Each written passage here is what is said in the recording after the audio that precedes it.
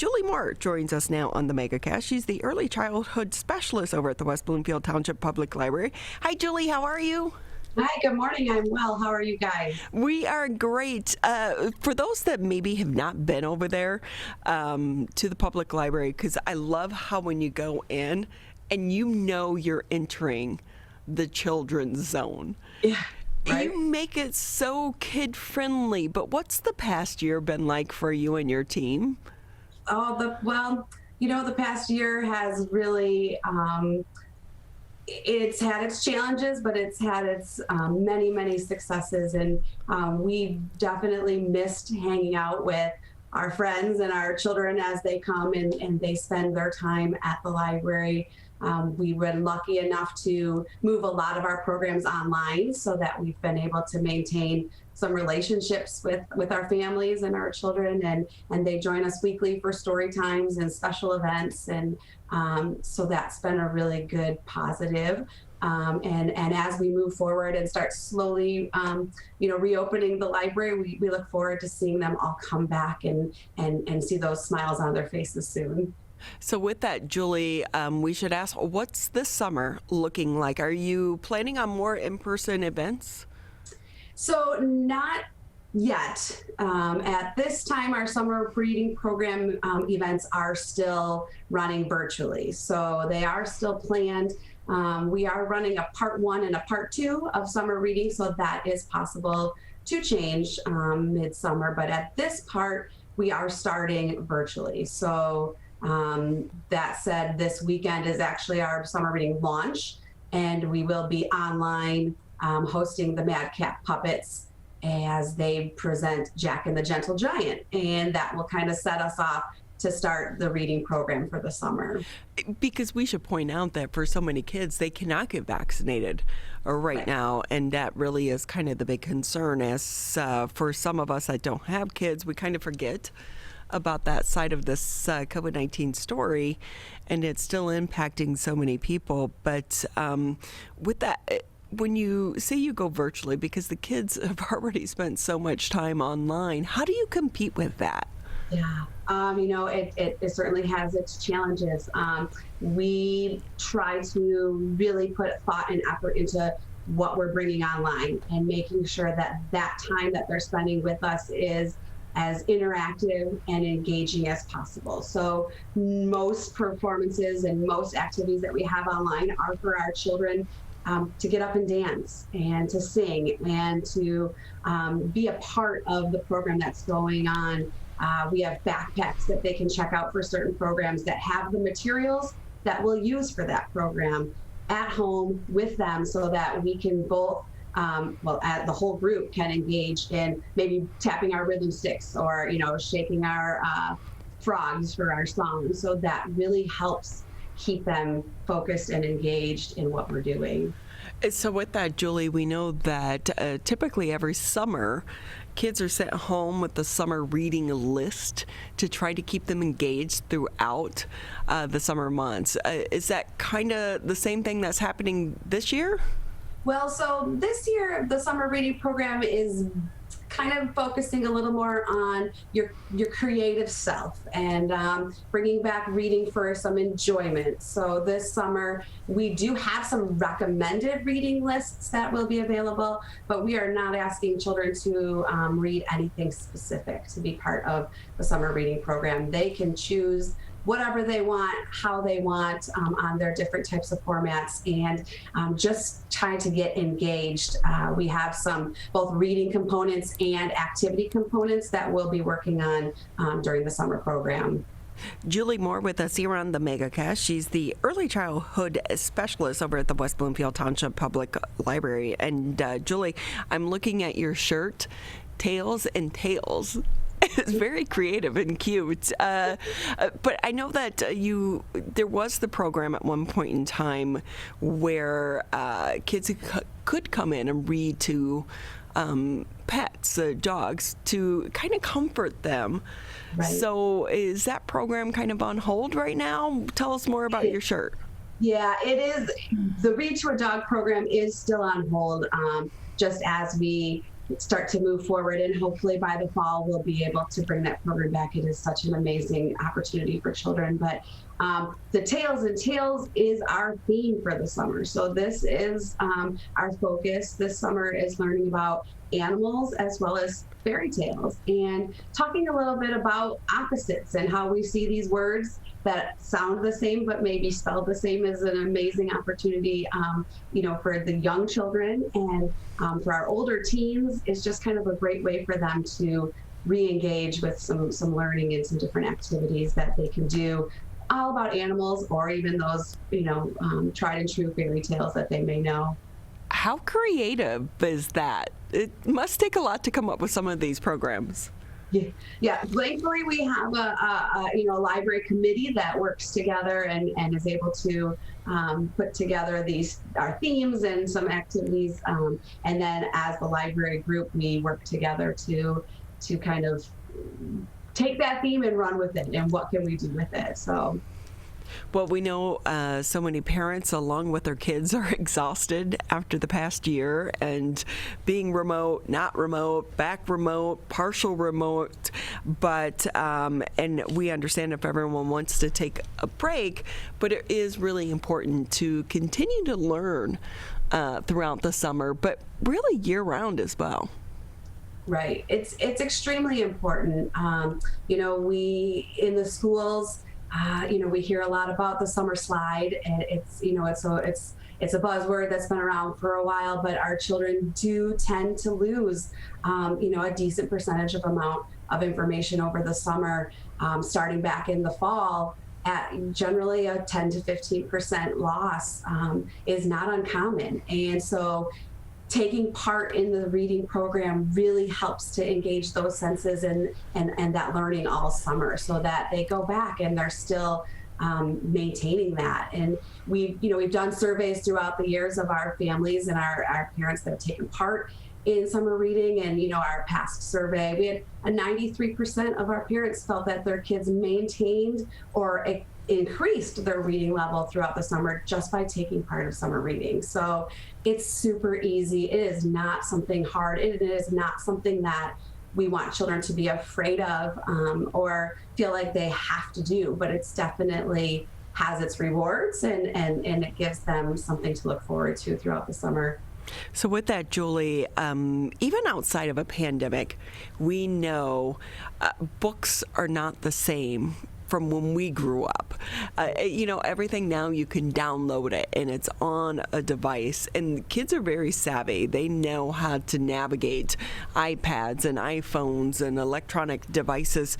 So how do you compete with the virtual world? And is it, in a way, making your job easier because they can take an iPad with them, out to the park? I think you'd be amazed at how many people still want that book in their hand. And even our young children, we do maintain a very nice collection of ebook material and e-audio, so that option is available to the children. But we really just try to make sure that we are keeping up on the latest and greatest, things that are coming out and that are going to be exciting for kids to read and exciting for them to take part in. So we don't tend to have a huge influx of e-readers in the youth department. There are some, don't get me wrong, but we definitely find that if we can find the right book and find the right material for that child, we can get that material into their hands. Yeah, I'm with you when it comes to the actual book. Yeah. Still so much easier to read. And think about it. You go to the beach, you have the sun glare. You can't go out on the water, with your iPad or this, that, and the other. And so a book you can take everywhere. Although maybe just not as many books as if you're packing today. But it's still, there's something about turning the pages. And with that, as we go into the summer months and kids have been kind of thrown for a loop over the past year, they want to get outside because we know the weather is only nice here in Michigan for so long. What advice do you have to parents to try to keep their kids engaged in reading throughout the summer? Really just talking about staying engaged as a family makes such a difference. And sometimes parents don't realize the little things that we can do to really show the children how special and learning and reading really is. Many families are out bike riding. Many families are out hiking neighborhood trails. There are plenty of signs on the side of the road when you're biking, and there are signs on the trails. Just stopping to read those together really it shows the children how important reading can be. And if parents and caregivers alike, with children, are doing the same things that they're modeling great reading behavior, maybe picking up books or writing lists and kind of showing them how reading, how that can help them through their life, they'll really have a benefit to their child because they'll see that modeling in front of them. And with that as well, it's been interesting for me as an adult. I've always been an avid reader since I was a little kid. But my husband, to this day, he's a comic book reader. Oh. And at first I was kind of making fun of him. I'm like, oh, you need pictures. But no, there's a lot of science and lessons to be learned. So with that too, is it okay for parents to, if their child is, really, receptive to maybe more of the graphic novels or the comic books versus the, old school books as we think, is that okay?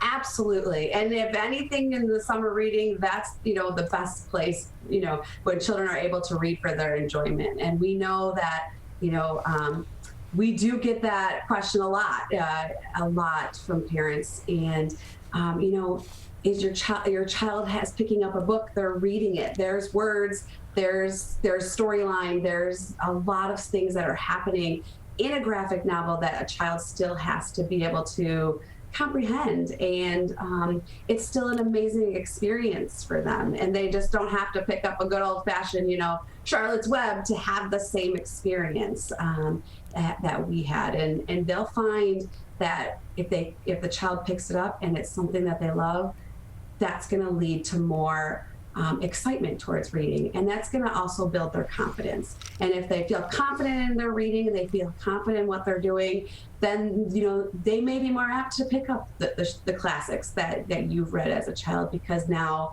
they've built that confidence from what they wanted to read.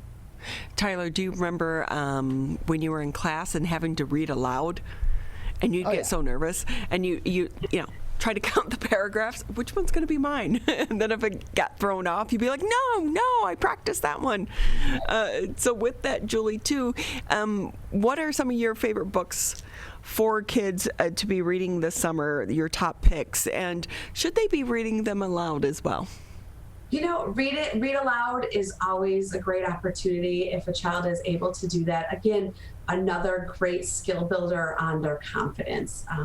And it's good for kids to see a parent struggle over a word just as much as they would struggle over a word, just because it shows that we pick up books the same. We don't know every word that's in them too. So sometimes you see that when you do read alouds, especially in some books that have, different terminology that not all of us may be familiar with. But this summer we definitely have a lot of, for our younger kids, our under 5 crowd, our Pete the Cats are still, one of the most requested books out there. Pete the Cat is still just really holding strong. Our older kids, we've got some really fun recommended reading titles out there, but the Magic Misfits is coming out with a new one this summer, and Chris Grabenstein, who visited the West Bloomfield schools last year, also has some new title that's available as well. So we're really looking forward to just kind of getting those books into their hands and being open for them to be able to come in and browse those collections themselves as well. That is so important. I still think back, like even today, if I'm at a garage sale or at a secondhand store, if I see a Nancy Drew, I have to pick it up. And I may have already had it, or a Jane Austen. There's some classics when you were a kid that still connect with you, so you still pick those books up even today. And with that, do kids still read those? Like Nancy Drew, Hardy Boys? Yes, Are Nancy those still? Drew, Hardy Boys. You know what's really made a resurgence this year is the Babysitters Club.